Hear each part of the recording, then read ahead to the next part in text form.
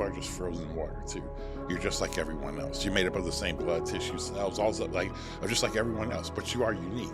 What feels like a war between those two things is actually something that God created us to experience. Those who can manage the tension will be the leaders of the future. Welcome back to another episode of the New Rules Podcast. It's your girl, Breezy, and I am here with Mr. Adrian Crawford. Apparently on the last episode when I did the intro, I didn't say it's your girl, Breezy. Because it's 2026 and you're trying to act different. You know what I mean? You're trying to act different. You know what I mean? Instead of just going with what we do, it's a moniker, it's a statement. Everybody knows that they're ready, but you're like, 2026 is Bree. I'm acting different. I'm moving different now. It's okay. Okay. You really you were in a flow state with that too. Like I feel like you could have kept going for maybe another 10 minutes. Well, we have so many fun announcements, and I'm going to start off by saying our last filming was our first filming with our new producer. Yeah. We had a few different people in the room for our first one. Yeah, we did. We had a lot of deep audience over here. We did. But we're so excited to have Oscar with us. Oscar, what's happening? Insert potentially photo of Oscar. Yeah, all right. So you can see him. But yeah, and then second thing is we introduced this on our last episode that we are collaborating with Magnum Opus, The Art of Becoming One of One, which is a book that you've written that you wrote in 3 months maybe because you felt like you were supposed to just get it out there. Yeah, the first edition of it, or kind of the first pass at it took me about 8 weeks. Yeah. That's sick. Yep. And last episode, we didn't show the book. Boom. And here we have it. It is, I don't know what cool people were the ones who designed this, but they're super sick.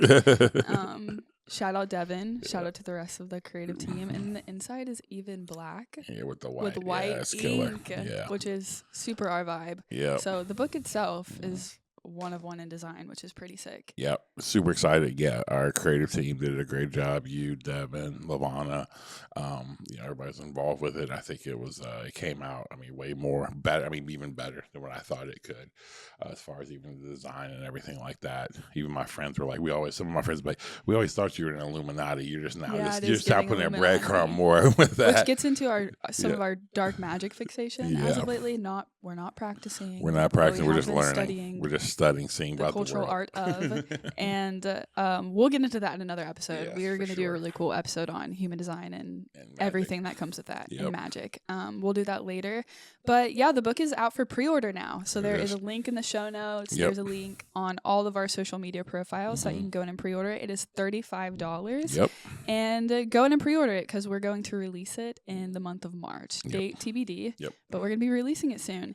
And before we release it, and as we are releasing it, we're going to continue over the next few months to do highlights from each of the chapters. Yep. We've even been doing a series at Engage called Magnum Opus. So there's a lot of overlap in a few different areas. And we really believe that this is just such an important message for the current moment, but also for the next decade to come. And so we want to do everything that we can to make sure that we get this in the hands of people. Yeah. So in all of the different arenas that we find ourselves in, we're really focusing on this message. Yeah, and it's self-published because part of that reason is because, we want to be able to control speed. Speed, control the way we want to do it. Also, so again, it's just going to be only right now. It's going to be up on our website. You can order through there. As of now, we won't have it right now on Amazon. We want to see kind of where we go from there. And this is I wanted to do this. It's going to be mainly in physical copy. Maybe eventually we will put it in digital, but as of now, I just want it in physical copy. And the whole thing for me is just for the longest time, I always wanted something. You create a book, you do stuff, and again, we want it to be in as many hands as humanly possible, but there's also some part in today's world just about art to where it's like, no, I just want it to be a certain way. Like I want it to be an experience. It really is an experience when you're reading through it. Yeah, I just want it to be a physical copy. This is what it looks like. You get it here if you want it, and then you kind of go from there. It doesn't have to be on all these other platforms and things like that. And so, whoever hands these get to. So we appreciate everybody who will go in. And I really appreciate if this pod has been of any value to you, I would encourage you. And I would just ask you, humbly, just to purchase a copy for someone else. Because again, I really do think it would actually help them. Yeah. And I want to add to that. I was going to bring this up at the end, but I think it is a good time to say, I think that every single one of us knows somebody who right now is really struggling. Yep. I think across the globe right now, people are really wrestling with meaning.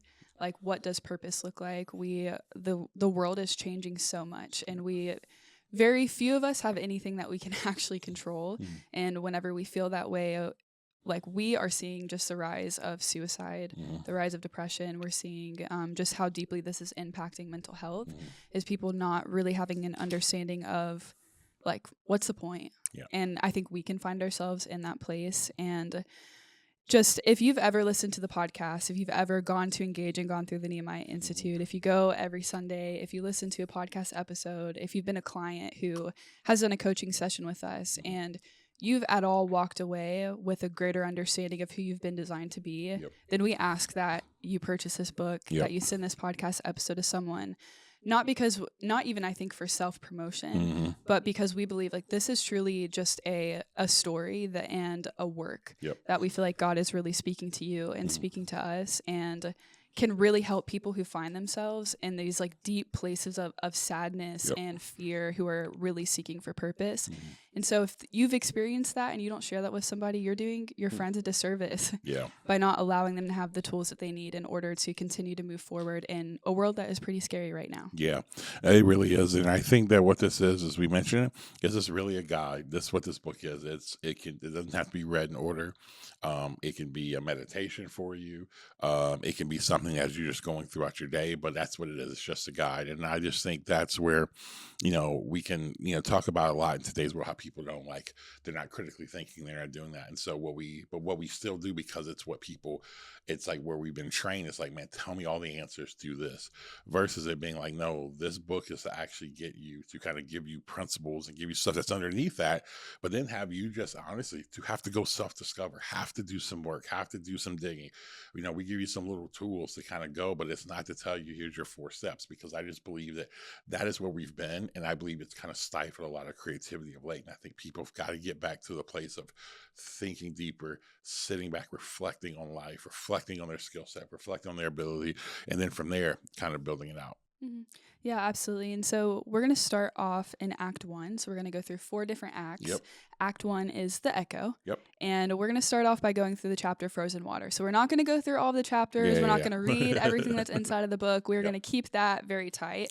But these topics are just things that you have experienced and that you've been thinking about for decades. So this book is very much just a Rolodex of all of the information and concepts that you've meditated on for a really long time. And so the first one that we're going to go through is called Frozen Water.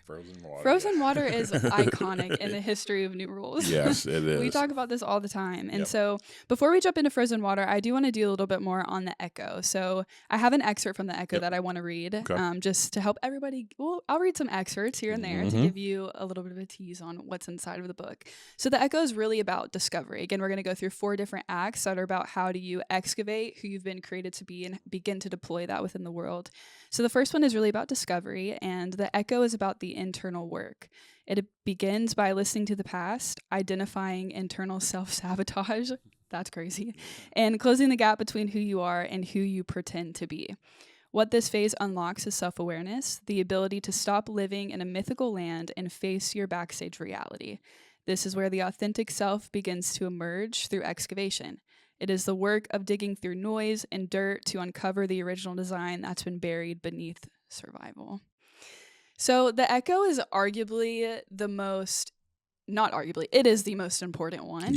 It's arguably the most excruciating one because it causes you to face all of the things that you have been avoiding for a long period of time. Before we get into that, I do really want to focus on Frozen Water because I think Frozen Water, that chapter, establishes just a really firm foundation when you're talking about becoming one of one. And so it starts off really by you describing how for most of your life you've both wrestled with wanting to be really unique, like wanting to not be like everybody else, and at the same time you just want to fit in, like you just want to be accepted. And so you describe a little bit about what your experience is like, kind of wrestling through that paradox. And you tell the story about how you're sitting in your therapist's office. That's the iconic Dr. Zoda, who you do not see currently, but many years ago, I don't want to age you, but 10 years ago or so, you were sitting in his office and you were telling him about how much you wrestled with that. And he's a wise sage. So he looks at you and he says the words, Adrian, human beings are like snowflakes. They all have their own unique DNA, and yet they're all still just frozen water. When he said that to you, after you're telling him about all these deep wrestlings, what did that unlock within you, and why do you think it's foundational, and so much so that you made it the first chapter when building The Art of Becoming One of One? Yeah, because I think it actually, it helped me like kind of in a very simple way summarize internally what I felt and what I experienced and what I saw. And what I mean by that is that I've always been someone that realized, like, man, like like the world and people and being a part of a group or a team, that's so important. That mattered a lot to me. But I also think there's like individuals, and I thought they were like, they're different, and and everyone has just differences to who they were. And so, and what we normally have done in society is that you're either one or the other, right? Either, there's the people who were like the Kanye Wests of the world, and then what we'll say about people like that, they don't get along with anybody, right? Which again, there's some like truth to that, but it's like the unique people are just over here, they don't get along, they're their own little weird group over here. And then there's like people that that then the people who are unique, like, or quote unquote unique, they'll look at the group that's just, you guys are just conforming to the system and blah, blah, blah, blah. You're just a cog in the machine. And that's some truth to that too. But it's like they both kind of work together. And I think here's why it impacted me the most is because I think underneath it, I think it actually teaches you to actually walk in, like, that analogy helped me understand how you actually walk in humility. Because humility is not the absence of understanding generally who you are. It's not the absence of understanding, like, just like your significance, your uniqueness, whatever. But it's also puts you in perspective because you are just frozen water too. You're just like everyone else. You're made up of the same blood, tissue, cells, also just like everyone else, but you are unique. And so it constantly keeps you balanced from not getting too high, but also not getting too low. Because sometimes in our world, a lot of people get too low. They'll just, well, there's nothing different about me. There's nothing significant about me. When there's like, no, there absolutely is. But it keeps that balance, if that makes sense. Yeah, absolutely. Why do you think as human beings we kind of fall to one extreme of the paradox? Yeah, because I think that it's easy to control versus living in attention. Most of life is living in tension. It's not this one side or the other. It's a tension you have to manage. And I think because you can just like, if you're just living over here in this kind of quote unquote like this unique land over here, you just don't, then what you'll do is anybody who challenges that part of you, then, they're haters, they're the ops, they're whatever you want to call them. And you just can live in your own world and you never get correction. If you're on this other side over here, you'll just live like this and you'll just say like, man, those over here, those people, man, they want to, they'll just start saying they're the ops. They want to be different. They're just all these disruptors who don't really get anything done. We get stuff done over here. And it just becomes this constant battle when it's just a tension you have to manage. Yeah. So I think the first time that I ever heard that quote, it was so relieving to hear because I think I'm someone who similarly sits right in the center where it's like I feel like there's this unique thing that needs to be unearthed, and also like I don't want to shake things up. Like, I just want to fit in, I just want to be accepted. And I felt like hearing that quote made me realize that what feels like a war between those two things is actually something that God created us to experience. And so there must be something good to come from it. So I guess it helped me realize that there is both a deep desire for belonging that we were created to have, that we were supposed to live in a community and be together and have a tribe. And also there's something really unique that every single one of us are supposed to really carry. What do you feel like the difference is between belonging and wanting to be accepted and fit in? Yeah, I think that belonging is something to where you aren't like, let me just go the negative, like just like I want to just fit in. A lot of times it's the motivation. It's always the motivation underneath the heart. The motivation, I just want to fit in or I just want to be accepted, right? A lot of that is usually to fulfill something that has been broken inside of you. So you need the community to fulfill something in you that's many times it's not, that's turned that maybe you didn't create, but it's not a healthy thing. And so what you do is like, you'll say, I'd rather just compromise myself. I'd rather lower myself. I'd rather kind of hide certain parts of me in order to just be in this group. And I think that's when it becomes off, because because they're saying you're not being in the group out of a sincerity. You're not being in the group out of a place of, man, how do I go into this group to add value to this group? It's more, what is the group doing for me? I think that's what belonging is. Belonging is like, man, uniquely being myself because I want to bring something to this group. I want to come to this group and I want to add value. I want to bring my uniqueness to this group so I can add value. And I want others to bring who they are so it can add value to my life as well. But you're leading with, man, I need to be me so that I can bring something to this group because it makes this group better. Like, for example, we talk about it with you. And, I think at where you're at in life and your age, there's this, I think, a gift that you've been given of like wisdom and helping. So when you're not fully you, that hinders myself and others on the team to actually be able to experience that actually helps us, and then vice versa with other people, right? And so I think that's really important. It's always the motivation. Why are you doing it? And I think the motivation you have to lead with in belonging is, I'm here to give. I need to be who I am so that I can give, not be who I am so that everyone has to orbit around me. It's like, no, I need to be who I am so that I can be a blessing and I can actually add a lot of value to those who are within the group and community. Yeah. I'm trying to think through how to ask this question, but I feel like there's something here. Somewhere along the way, we started to attribute being like sameness as belonging. And so therefore, when a conflict exists, so if I'm being me, but you don't necessarily agree with my thoughts or my opinions, that means that I don't belong here. Is that actually true? Or can you belong in places and spaces where there are disagreements, where there are consistent conflicts? Absolutely. I think that's actually the healthiest places to be, because I think that's where you grow. That's where, like, I think this is a misconception about being uniquely you. Being uniquely you needs to be tested. Because, like, how many times have you thought, yeah, I think this may be something I'm good at, or I feel like this, and then like, or I'm good at this, or I feel like I have like some proclivity toward this thing. But then when that thing bumps up against like real fire, it's like, I really don't care about it that much, or I may not have that skill set. I also think too, what I always tell people, when you're in an environment like that, it's a difference if that environment is trying to dampen who you are. I mean, like they're saying what you like, say something that's a core value and core of who you are, that's just wrong. But if you still have the room to be who you are, but they may disagree with you and there may be some debate, that's okay. It just helps form and fashion. It helps deepen your conviction if it's real, if it's not real. It helps you start to like look and find wisdom, because maybe there's some things they're saying that within your skill set and your gift, right? That it may not, that you're learning how to use that. Like, for example, if someone has let's say they have just this natural entrepreneurship, creativity, let's say a leadership gift. Well, if you're in a group of people who may be a lot more like, say, very systematic, very organized, and you like to, man, let's just go. We don't have to have all this information. Let's just go. See, what you learn in that group, you learn the right information. Sometimes they may slow you down. But what you realize is, man, you start to learn they're going to help you get the best information, because, again, that myth of entrepreneurs is those who just jump off a cliff isn't true. It's they jump off a cliff, they're calculating the cliff they jump off of. So sometimes you need to be bumping up in those communities, in those groups of people who are different from you, because it hones your skill set. It hones your craft. It hones your purpose even better. It deepens it, or maybe it was something that wasn't what you were supposed to be, and it actually removes that. So I absolutely think that a lot of places I reside in, for a while, people thought I was like, I mean, they wouldn't say it to me, but they were just like, yeah, that's Adrian, that's whatever.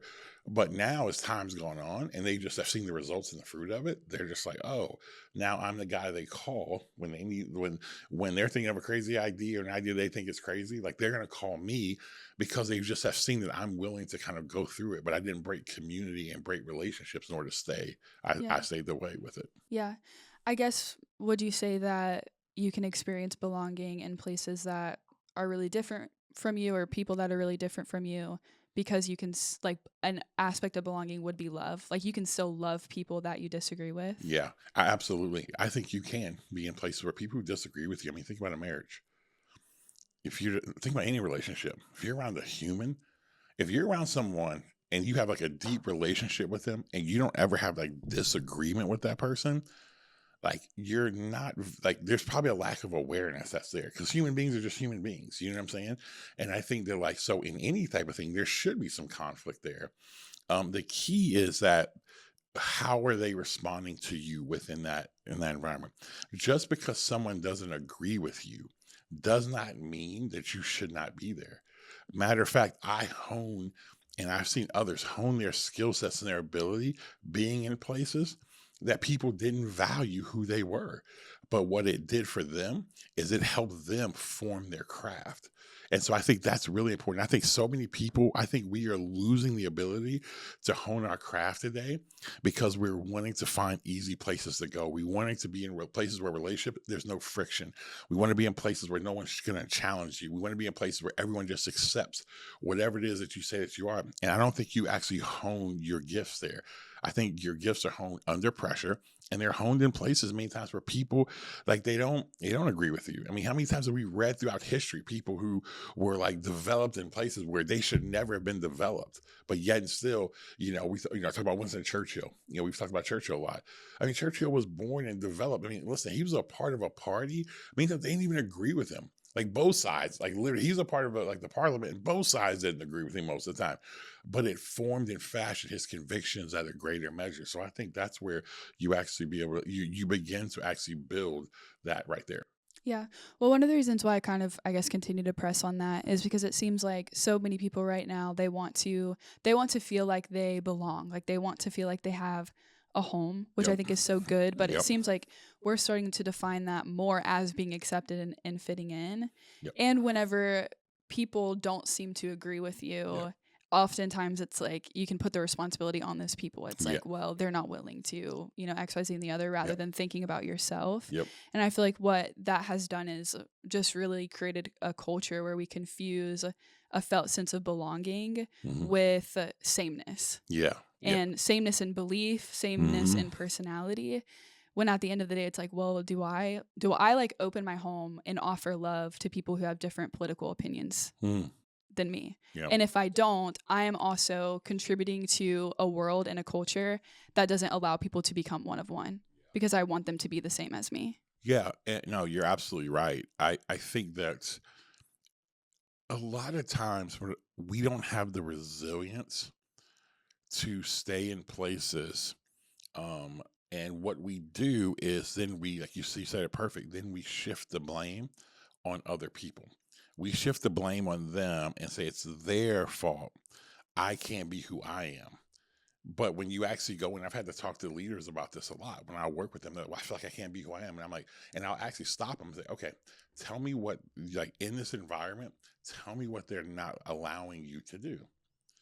And they'll start talking, and it's like, it's nothing that's like a deal breaker. It's not like they're coming in and saying, hey, we don't want you having, like, let's say somebody is more, let's just say they're strategic and they're in a room full of a bunch of entrepreneurs or people who are like that.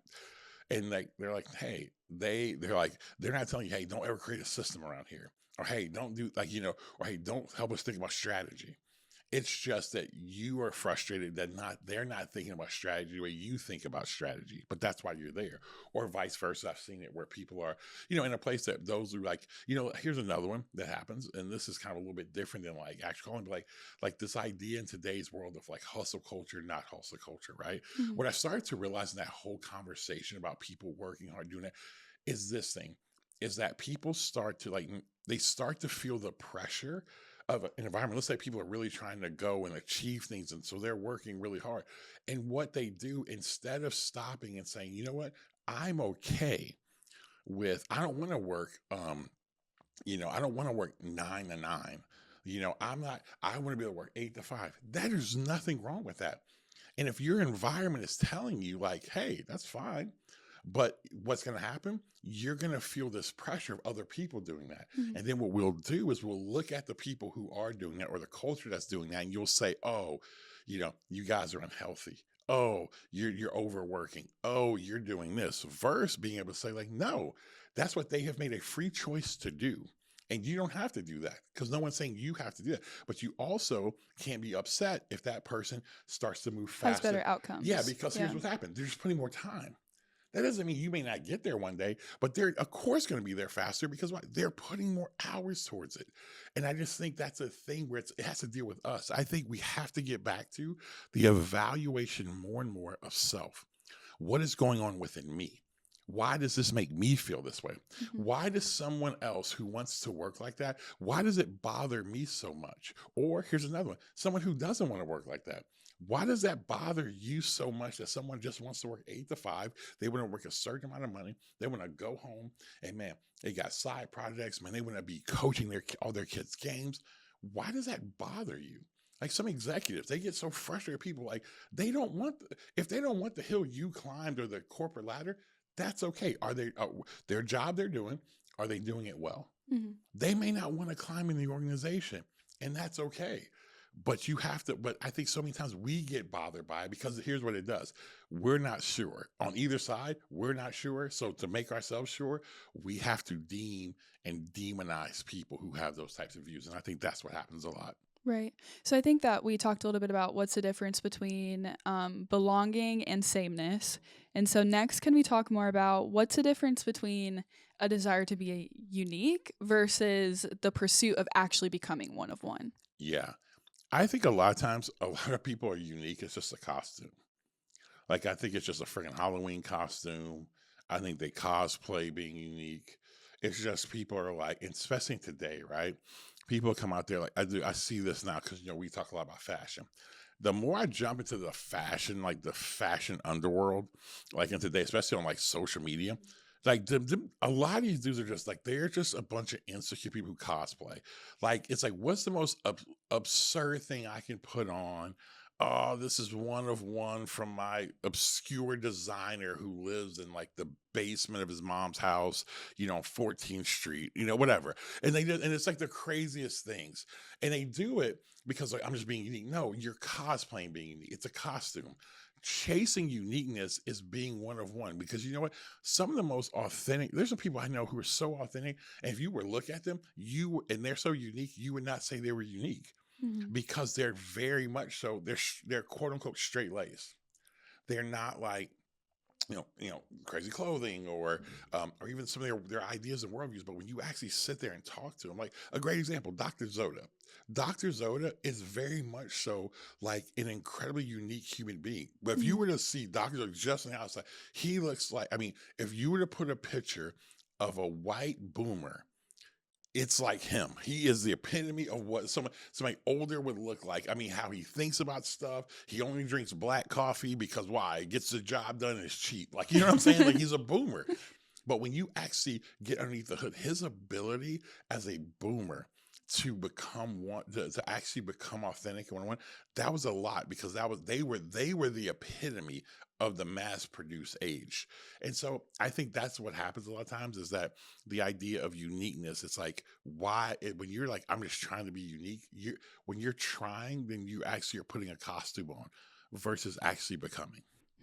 So how can an obsession with being unique be another form of hiding?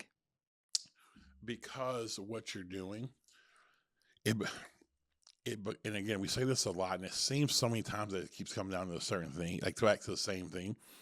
But like, if you were just trying to be unique for the sake of you, it always leads to, in my opinion, it always leads to like you just playing a role. Because all you're thinking about is yourself. So you're willing to, because what you'll do is like, man, if this makes me feel unique, I'm just going to do it. So you're playing a role versus like, is this best for humanity? What is this actually like the best thing for people? Like an example could be, I could go out there and try to be more and more unique with how we put stuff out, how I just saying way more provocative things, doing whatever. But at the end of the day, some of that's like, that's about me versus being like, no, like, is what I'm saying, is that bringing the best to the world? Is that impacting the lives of people? Is that actually moving the needle forward? And I think that's what has to happen. I think the way that you keep yourself from that whole thing of like uniqueness and actually becoming is what's the motivation? The motivation should be, I want to become who I am so that I can be better for humanity. That is the thing today. That is why this whole book, writing it, was that It's the unique people. I believe when you are authentic, you produce fruit, and I believe it leads to human flourishing. We need more and more people to become one of one, because then the world needs more flourishing. Yeah. The world needs more where people are actually thriving in life. And that is why this idea of happening. And I think the messaging that has been around for the last 10 to 15 years about authenticity has been a very wrong message. And it's been a message about individuals finding themselves for the sake of themselves. And that when you are at the end of the tunnel, it always leads to bad stuff. It always leads to a life that is off target. It's a life that does not make maximum impact that it actually could. Yeah, that's really good. I think one of the we hate matching. Yeah. There are times where sometimes we'll come into the office and we'll have the same thing, and we'll look at each other like, man, I know, like, I'm going home. One of us got to go home to change. Like, but if I think about, okay, do the deeper whys. I was like, okay, like, why does that like bother, whatever? And it's like, oh, so my identity is fragile. Yeah. Like the things that you make me unique, I feel I have a fragile ego as it relates to like my expression of myself and the ways that could potentially be duplicated. That's so true. Like, for example, I remember like, and it is funny, this happened recently because I saw a pair of shoes that I really like. Like, I love them. But I love them. But then all of a sudden, I was like, yeah, I may get them. And I started watching, and there's a lot of people have it. I'm like, nah, I can't do that. I'm the same way. I can't do that. But you know, it's funny. Sometimes I feel like we both do this. Sometimes we will hop on trends. We'll be like, Yes. oh, we like that. Everybody's doing that. Yeah. And like, I actually really like that. So I'm okay with being like everybody else. And then yeah. sometimes you're like, oh, I discovered this undergrad. It's like the person who always is like, oh, I was listening to them when they were in the basement. Like, in the words of Kanye, I spent $400 on this just to be like, you ain't up on this. Like, exactly. I mean, that's exactly what it turns into. Yeah. It's like you want to do that. But again, I think there's some things that maybe you are, though. Maybe you are like somebody who's like this. I've never gotten to that place, trendsetter early, right? That's okay. Everybody wants to be like that. Like, for example, I don't know if I'm that way. I think in certain ways I am, in the sense of when it comes to actually seeing the world, like where I think culture and structure, whatever, structures go, whatever. But when it comes to like fashion, or when it comes to new ideas that can be created, a lot of times I'm a person who, I'm not the one who maybe has the idea of it, but when I can see it, I see it early, and I'm like, oh, that's something. Yeah. Like, I've always been, when there's a certain artist, right? When it happened, like, I'll never forget, first time I ever heard Alicia Keys. First time I saw her, it was on BET. They previewed her video when I was in college. I was in college. They previewed her video, and I was like this, and I'm like, she's gonna be really good, because it was just an obscure. It wasn't like she had this huge march, man. It was just, she was just so talented, and she brought something to the world. I think I've always been that way, but I'm not the person who's like, oh man, I didn't see, this thing was nothing and I created something from it. There are people like that, and I think that's okay. But we always want to be the most unique human in the world. Like, we want to be the Da Vinci's. I'm like, man, this is rare. Yeah. Well, I think becoming one of one requires pattern recognition. That's great. And I think everybody has the ability to recognize patterns in some form or capacity. You just might have a different specialty. And I think you have a really good and a really quick, complex ability to do that within your internal world too. That's what makes you one of the greatest people to talk about how to become one of one, is because you have that speed, and not everybody is going to be able to adapt at the same level of speed, but I think everybody has the capacity to do it. And oftentimes you just become a specialist within different areas. Yep. Are you okay with that? Are you okay with who you are? And I think that, like, man, when we talk about this, I think pattern recognition, I heard Tony Robbins recently talk about that. Like, one of the most important skills a human being can have is pattern recognition. And I truly believe that, because I think you can start to, a lot of times, your patterns are just speaking many times to, man, either unhealthy things, but a lot of times things that are actually who you are. It's just, are we, it goes back to let your life speak. Are we willing to listen to our lives? A lot of times your life is speaking to what you care about, what you value, what your skill sets are, what you may be called to do into the earth and bring to the world. But it's like, do you want that? Are you willing to listen to that? And so I think pattern recognition is incredibly important. Yeah, we'll get more into pattern recognition as we continue to talk through the book, because it's incredibly prevalent throughout the entire process of unearthing your unique purpose. I want to read a certain excerpt that has to do with just the snowflake quote, in terms of looking at how do I recognize the patterns of where I'm just like everybody else, and also the patterns that are incredibly unique to who I am. And so it says, obsessing over being special is an attempt at concealing your pride. Dissolving into the crowd is an attempt at camouflaging into safety. Here's the much harder truth. You were made to be one of one, but you have been taught to live as either a caricature or a clone. I read that and I'm like, oh, you just stabbed me in the chest, because that's so true. I think ever since I read that for the first time, every day I've been thinking about, dang, like, because I feel like I can oscillate honestly between both of the different extremes. And I think that's where most people honestly find themselves. And I don't even know how to turn that into a question, but I'm like, that's so true. Like the world has taught us to either be these characters that are like outlandish and like loud and provocative, and that's how you become unique, or you just kind of dissolve into sameness and you become an assembly line of products made in a factory. And I don't know how to turn that into a question, but that was a really good line. Yeah, well, I appreciate it. I think it comes down to, because on both sides of it, it comes down to control. Because even on the side of like being, your own, like we're at the caricature part, right? It's control. It's the idea that now you fit in one category or the next. I mean, it makes sense. Think about our country right now. You're either on one side or the other politically. You're on one side musically or this. You know what I mean? Like, okay, you want Bad Bunny at Super Bowl, you don't want Bad Bunny at Super Bowl. Like, it's like everything is like in these extremes. And so because they're at these extremes, it's because you want to try to control, because your anxiety is driving. Everybody's so freaked out that people are going to try to make me into something. But again, I'm always going to keep going to, but what's underneath that? Like, here's a great example. I can say this as a Black man, and in a world to where, for a lot of times, especially me, who like my size, being 6'6", being a big guy, that like, and I'm naturally really intense about stuff, right? So there's certain times I could do this. I could always be intense and always be however I want to be in an environment. And I can always say, no, you're not going to dampen me down, because of that's what they used to do to my ancestors, is that, right? And so no one's going to dampen me down. Well, sometimes me being who I am, it's not great for the environment. That's just me being who I want to be.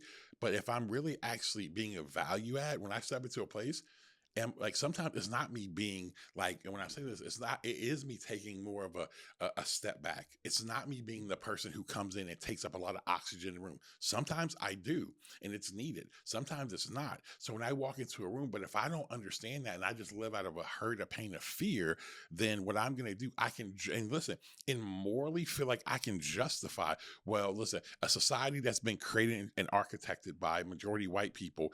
Now I'm not going to ever dampen myself down, because why? As a Black man, they're not going to do that to me. But what if me, and when I say dampen down, what if me not being like fully all of the fullness of who I am? And I want to say this. We've lived under this lie. And at times I've said it, and it's a lie, that, you know what, man, we want everybody to bring their full authentic self. Like, no, absolutely not. Here's why. If everybody brings your full authentic self into one room, there's no room for anybody.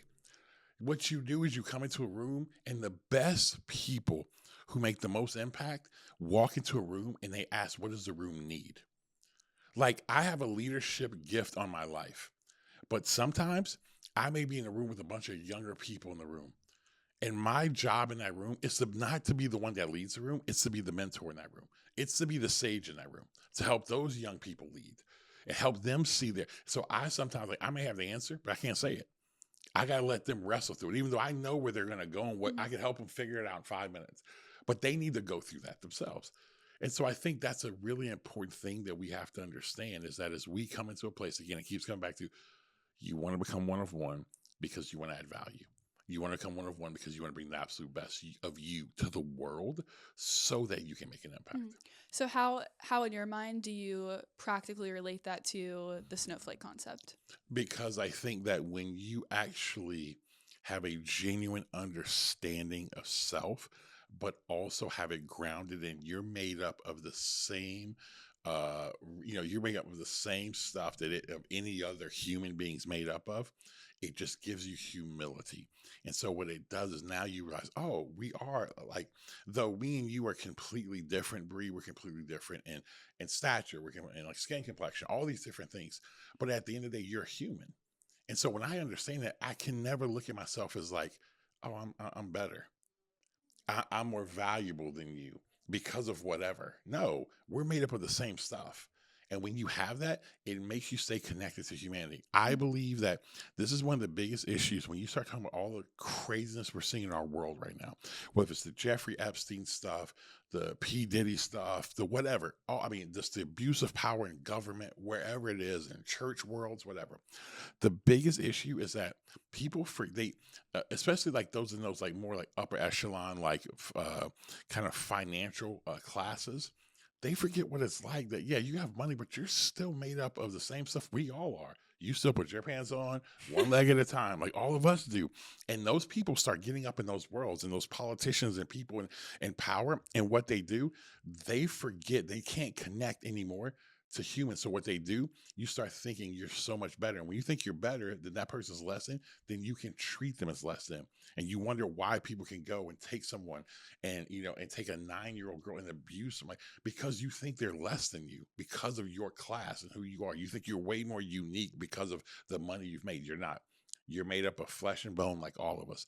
And I think if you don't stay there, you can dangerously get to a place of abusing and using people, not actually going and using your gifts for the betterment of people. Yeah, I think that's really profound. We'll get more into power later within the process, but I think it really is so profound to start the book that's about this art of becoming one of one. That's really about discovering like your uniqueness. Yeah. Like you're starting the book with humility. Yeah. And I think and I also think too, it's like, it's just life. I wanted to start the book, and some people are going to read this and it's going to piss them off because they want me, because I'm starting the book in this tension of like, man, to be one of one. Like I already know, I have friends of mine who are going to read that, and they're by me saying the Magnum Opus art of becoming one of one, they'll tune it out just from the jump. So, oh, it's about everybody else. Are you playing into, without ever reading, are you playing in today's world of the quote unquote authentic people just need to be their own unique snowflakes and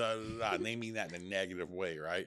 And it's like, okay, but then there are gonna be others that'll be like that are gonna read it, and they don't want to live in this tension, man. It is a tension that you have to manage. And I think that is going to be more and more important in the world that is ahead of us, is tension to be managed. Those who can manage tension will be the leaders of the future. If you cannot manage and live in tension, then you're going to get left behind. Yeah. Yeah, I think that oftentimes, like you mentioned, we're in this age of authenticity, and what this age has been coupled with is that the work of authenticity is finding yourself. Yes. Like you lost your keys and you go look for them. So in order to find myself, I'm just going to look around, and then one day it's going to be like, boom, there I am. I'm going out there. And that's what it is. Fine. You look about it, you lose your keys. How many times have you ever, like, you think about this when you like your keys or your phone, and like you start going crazy. Like this happens to me a few different times where all of a sudden you're looking everywhere. Like, oh man, okay, you start replaying back where you went. Okay, let me go to the car, I wasn't there. Okay, man, I went to the kitchen. Man, I put it in the refrigerator. You open the refrigerator, you go to the cabinets, you go there. And then all of a sudden, the last place you check is you. You start like patting on your pants and like, man, my phone's in my pocket. A lot of times that's what we do with purpose and calling. We go look in every other place, instead of saying the first place you have to look, it's not going to find it out there. It's you have it. You have to discover it.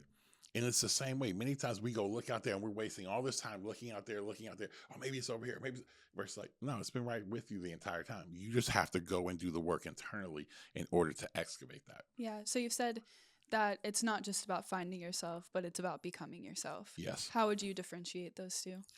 I think finding yourself, like I said, I think many times it's this idea of we have to go on this journey in a direction. A lot of times how I've seen that is it's finding yourself is going away from yourself, versus becoming is like, when you look at a caterpillar, when it turns into a butterfly, it's not going out there. It's just who it is. And it just becomes, right? There's things it has to shed in order to become that.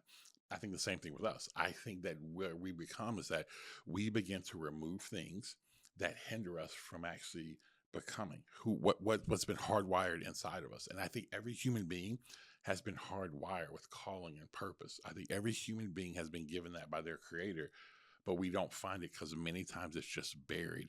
So instead of us doing the deeper work and letting that stuff just rise to the top, we go out and then we put things on. As we think, oh, I'm finding myself, I'm becoming something by putting masks on. You don't do that. You're just playing a role versus letting that thing just, just imagine on Halloween, like, oh, in Halloween, what do? You put mask on and you do the whole thing. Wow, you become a caricature versus like we just showed up. Like everybody's like, yo, who you dress up? You're like, I'm becoming me. Like, you know what I'm saying? Like you show up as yourself. Well, like that's it. It's like it's already there. It's already in you. Yeah. Something you do creatively throughout the book is you kind of have this parallel story of what it means to be an artist creating a masterpiece. And sometimes the artist that you're referencing is God. Sometimes the artist that you're referencing is the person who's becoming and creating the masterpiece. But something that you say is masterpieces are not found, which is so obvious when you think about it. Like Da Vinci didn't just find his greatest pieces of work. You say they are forged. The canvas has to be stretched and the marble has to be chipped away. That's like painful. That's a I don't know if you've ever painted. Painting a masterpiece or like chipping away at a sculpture. Do you know how long that takes and just how much nothing makes sense until the final product is actually sitting there in front of you? Absolutely. And it's like, I think there's the physical part of that. There's also like, if you've been someone who has to speak publicly and you start developing like whatever your talk is, it's the same way where you're just like going crazy because you have all this stuff and you're like, I don't know if this makes sense. And you just kind of chip away. And you're right. I mean, I think it was Michelangelo, if I'm not mistaken, who did the statue of David. And it's the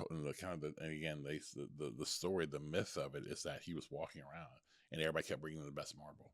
And then he walked by just some random guy's shop. And he went in and he saw this kind of like deformed piece of marble. And he said, David's in there. And what he had to do is then he said he was able to see David within this, like, not the perfect piece of marble, but this broken piece of marble. But he still had to do what? He had to go in and he had to craft it. He had to make it. He had to build it up. It just wasn't something where he's like, oh, he saw David like it was already done. He had to find the thing and then he had to build it from there. And so, yeah, absolutely. Yeah. I think to kind of transition into closing, we've talked a little bit about just both the ditches and also the really good parts about sameness and also uniqueness and how to manage the tension between both of them. But really in this chapter, by basically saying your practical next step is to go to war. Yeah. So you say, go to war with everything that made you a copy. You'll have to go to war with your past, your performance, with the scripts that you've inherited and the approval you've become addicted to. You have to go to war with the version of yourself that works, the one that gets you applause but costs you your soul. What has that process been like for you? It has been like it's a beautiful affliction that I've actually created I've created it. It is incredibly painful, but it's an incredible gift because at some point in time in life, you will get to a place in your life to where you will realize that when you have become so detached from your soul that you can stay the course and you can have the applause stuff. But once you get the applause, once you have it, it's a drug. You have to just get more. Now that stage isn't big enough and you're just never satisfied. And what I've learned now, and I'm still learning, that's why I tell people I'm still in process of this and I'll be in process of this for the rest of my life, is that being able to be okay with not getting those things is just like, no, I'm doing this for the sake of doing it. I mean, like the truth is this, if we really, really, really wanted to, we could have taken this book, we could have, through all different types of relationships and connections, found the publisher, did the whole deal, right? Yeah. But at the end of the day, for me, honestly, I want this book in the hands of people who really want it, who really desire to get better. And I know, yes, there's nothing against publishing and all that, but I'm just saying, like, for me, that's the way I wanted to go about it.